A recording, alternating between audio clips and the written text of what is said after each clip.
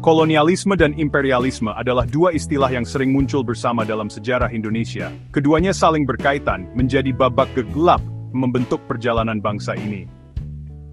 Kolonialisme berasal dari kata Latin colonia, artinya tanah pemukiman. Sederhananya, kolonialisme adalah praktik sebuah negara menguasai wilayah lain untuk mengeksploitasi sumber daya dan tenaga kerja.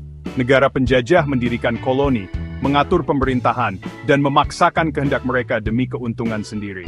Sementara itu, imperialisme adalah ideologi memperluas kekuasaan dan pengaruh, baik lewat penjajahan langsung, ekonomi, maupun budaya.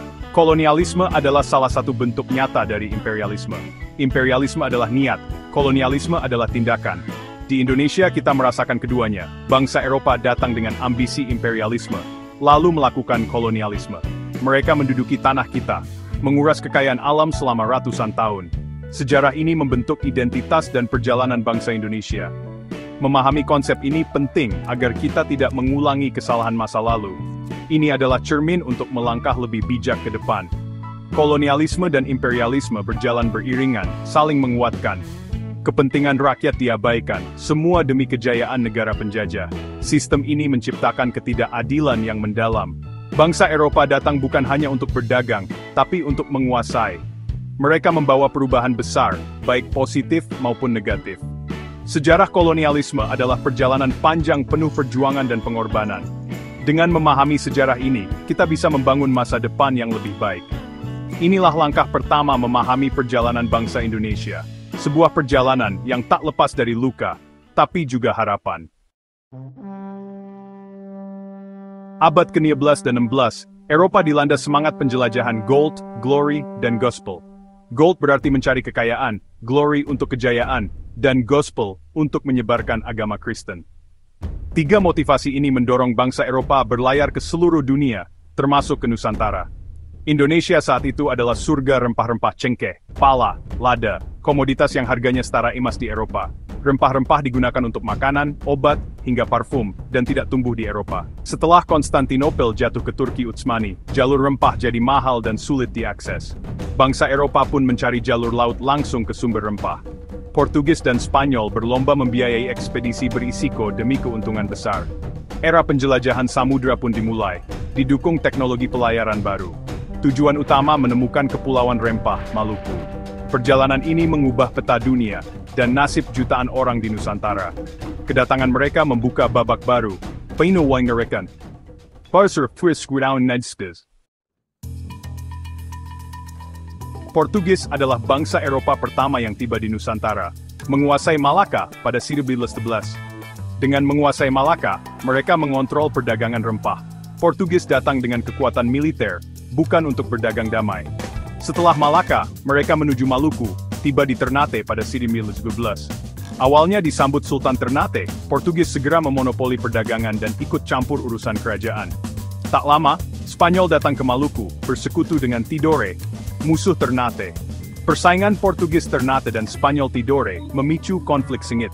Perjanjian Saragossa 1929 membagi wilayah pengaruh Spanyol ke Filipina. Portugis tetap di Maluku. Meski Spanyol pergi, perlawanan rakyat terhadap Portugis terus terjadi. Mereka dianggap serakah dan kejam, memicu perlawanan lokal.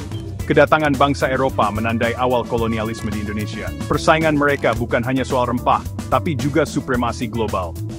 Rakyat Nusantara tak pernah diam menghadapi penindasan. Inilah babak awal perlawanan terhadap penjajahan. Sejarah ini membentuk semangat perlawanan bangsa Indonesia. Inggris juga tertarik pada kekayaan Nusantara, datang lewat East India Company. Mereka mendirikan pos dagang di Banten, Aceh, dan Makassar, tapi selalu bersaing dengan VOC Belanda. Puncak kekuasaan Inggris terjadi saat Belanda diduduki Prancis, 1811-19. Thomas Stamford Raffles diangkat sebagai letnan gubernur di Jawa. Raffles membawa perubahan, menghapus tanam paksa, memperkenalkan sistem sewa tanah, dan mereformasi administrasi. Ia juga menulis The History of Java dan menemukan bunga Rafflesia arnoldii. Namun, kekuasaan Inggris singkat. Setelah Napoleon kalah, Hindia Belanda dikembalikan ke Belanda. Konvensi London 1916 menandai akhir pemerintahan Inggris di Jawa. Meski singkat, kebijakan Raffles meninggalkan jejak penting. seperti sistem administrasi terpusat. Beberapa reformasi dilanjutkan Belanda setelahnya. Intervensi Inggris menunjukkan kompleksitas sejarah kolonial di Indonesia. Pengaruh mereka tetap terasa meski hanya sebentar. Sejarah kolonialisme diwarnai persaingan dan perubahan cepat. Melihat keuntungan Portugis, Belanda membentuk VOC pada masa II. VOC bukan sekadar perusahaan dagang. Mereka punya tentara, mencetak uang, dan membuat perjanjian. Dengan hak istimewa, VOC mengusir Portugis dan Inggris, menaklukkan kerajaan lokal. Taktik andalan mereka, Divide et Impera, politik adu domba antar kerajaan. VOC mendukung pihak tertentu, lalu menuntut monopoli perdagangan sebagai imbalan. Mereka memaksa rakyat menanam kopi, tebu, dan nila untuk diekspor. Pelayaran Hongi menghancurkan tanaman rempah di luar wilayah monopoli VOC. Korupsi dan utang menumpuk, hingga akhirnya VOC bangkrut dan dibubarkan pada 1999. Seluruh aset dan wilayahnya diambil alih kerajaan Belanda. VOC meninggalkan warisan sistem monopoli dan penindasan. Selama hampir 2 abad, mereka mengeruk kekayaan Nusantara. Politik adu domba VOC memecah belah kerajaan lokal. Inilah awal penjajahan langsung oleh Belanda.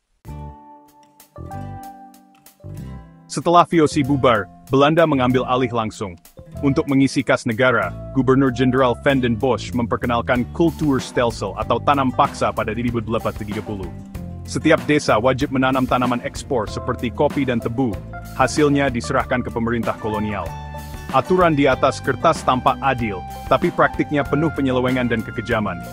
Tanah dan waktu petani diambil berlebihan, menyebabkan kelaparan dan kemiskinan. Penderitaan rakyat akhirnya terdengar di Belanda. Eduard Douwes Dekker alias Multatuli menulis Max Havelaar, membongkar kekejaman tanam paksa. Tekanan publik memaksa penghapusan sistem ini secara bertahap sejak 1970. Luka yang ditinggalkan tanam paksa sangat dalam. Sistem ini menjadi simbol penderitaan rakyat di bawah kolonialisme. Sejarah ini mengingatkan kita pada pentingnya keadilan sosial. Penjajahan ratusan tahun mengubah struktur sosial dan budaya Indonesia. Masyarakat dibagi berlapis, Eropa di puncak, Timur asing di tengah, pribumi di bawah. Golongan Eropa memegang kekuasaan dan hak istimewa. Timur asing seperti Tionghoa dan Arab jadi perantara ekonomi, tapi tetap di bawah Eropa. Pribumi menjadi buruh dan petani, hidup dalam keterbatasan. Stratifikasi ini mencegah persatuan melawan penjajah. Politik adu domba memperdalam jurang sosial. Budaya Barat masuk pakaian, bahasa, arsitektur, hingga sistem hukum. Bahasa Belanda jadi bahasa elit dan pemerintahan. Sekolah-sekolah memakai kurikulum Barat, memperkenalkan modernitas. Namun, nilai dan tradisi lokal perlahan tergerus. Akulturasi budaya terjadi, kadang memperkaya, kadang mengikis identitas asli. Penjajahan membentuk masyarakat yang terpecah dan terpengaruh budaya asing. Warisan sosial ini masih terasa hingga kini. Awal abad ke-20, kritik terhadap kolonialisme di Hindia Belanda makin keras. Belanda merasa punya tanggung jawab moral, lahirlah politik etis pada 1921. Program utamanya, irigasi, edukasi, dan migrasi. Irigasi dan migrasi lebih banyak menguntungkan perkebunan Belanda. Namun, program edukasi justru melahirkan kaum terpelajar pribumi. Mereka menyerap ide-ide kemerdekaan dan nasionalisme. Dari sekolah-sekolah ini lahir tokoh seperti Soekarno dan Hatta. Ironisnya, kebijakan yang dimaksudkan untuk melunakkan hati rakyat jajahan, justru memicu gerakan kemerdekaan. Pendidikan menjadi senjata melawan penjajahan. Inilah awal kebangkitan nasional Indonesia. Proklamasi 17 Agustus 1945 menandai akhir penjajahan fisik, tapi warisan kolonialisme tetap terasa. Sistem pemerintahan, hukum, dan administrasi banyak mengadopsi model Belanda. Ekonomi Indonesia masih dipengaruhi pola lama penghasil bahan mentah, industri di luar negeri. Ketergantungan ekspor komoditas mentah masih menjadi tantangan. Stratifikasi sosial dan mentalitas inferioritas kadang masih membayangi. Namun, pengalaman pahit dijajah juga menumbuhkan semangat persatuan. Bhinneka Tunggal Ika lahir dari penderitaan bersama. Mempelajari sejarah kolonialisme penting untuk memahami jati diri bangsa. Bukan untuk membenci, tapi untuk membangun masa depan yang lebih baik. Sejarah adalah pelajaran, bukan beban. Dengan memahami masa lalu, kita bisa berdiri tegak di masa depan.